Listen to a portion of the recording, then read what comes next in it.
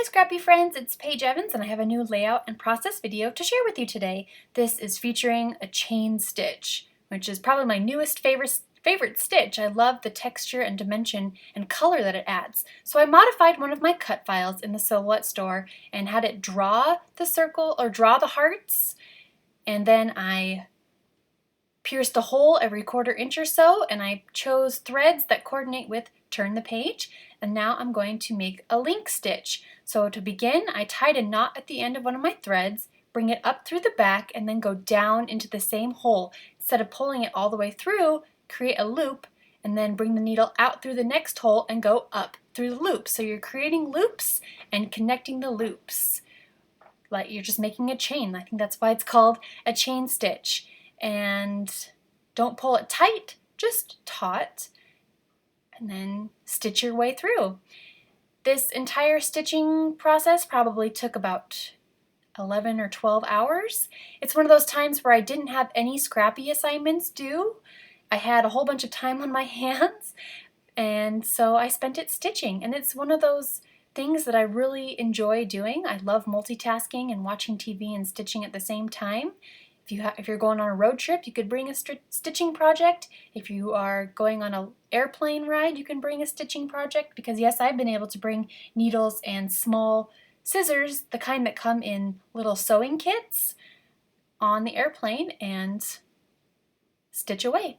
So here I am finishing it up, and then I debated whether to frame it or turn it into a layout. And obviously I decided to turn it into a layout, and I can always stitch another one to put inside a frame and display in my scrap room. So here I'm zooming in so you can see the awesome texture that this chain link stitch creates. I'm using paper number 19 from my Turn the Page collection. It has all these different colored stars, and it's actually the colors that I tried to match my thread with. I wanted to punch hearts from the solid section of stars. I was thinking about using that bigger heart punch, but it didn't quite fit over the star, so I'm using this smaller heart punch and punching, a heart from every one of the stars. I even did have to use a second sheet of the same paper to finish filling up all the hearts with a smaller heart. Trying to do the color on color technique. Sometimes the colors didn't exactly match, like there's a dark gray heart in one of the green hearts, but I think it works overall. I had my Silhouette Cameo cut these 3 photos so that they would fit exactly inside these hearts. I have a tutorial on how to do this in a previous YouTube video. I can link to that below so you can do that, because it's a really awesome feature to have the Cameo cut any shape that you want. I decided to place the photos across the center row of hearts, and then I'm flipping through the 2 by 2 inch phrases paper pad. There's also a patterned paper pad, all 2 by 2 inches, so they're super cute.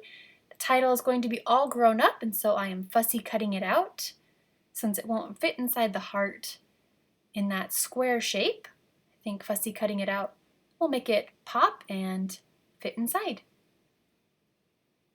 Going to journal in the other heart across the middle, so all the focus will be on this center row. Just doing a little bit of journaling about when these photos were taken, and it was on her 5th birthday while we were living at my parents' house in the interim of, moving back to the States from Germany and trying to find a place to live. I used a little piece of foam adhesive to attach all of the hearts, all of the photos, and the little title. So that way there is some more dimension going on. And then I'm just going to add a few chipboard pieces here and there that I think complement the story. So a couple of birds. Jane loves birds. A little flower because it was summertime. And then I'm going to use the new 30-page sticker book that's available at Hobby Lobby and other online scrapbook stores. There are coordinating hearts, so they coordinate with Turn the Page, and I'm going to place one inside every single heart. So there's more pattern paper hearts than there were on this page of heart stickers, but there are more heart stickers throughout the book, so I was able to fill every heart with a sticker heart. Just a few more that I was able to fill up, and then the final step is going to be splashing coordinating watercolors around. I'm using this piece of plastic to make sure that the paint doesn't get on the photos. And again, I'm mixing colors to match. So there's some pink, some blue. I'm going to splash some yellow and a salmon color and then let that dry, and that will be it. The layout is finished. So I hope you are inspired to try making this chain link stitch. I love, again, the texture and dimension and color that it adds. And thank you so much for watching. I will see you again very soon.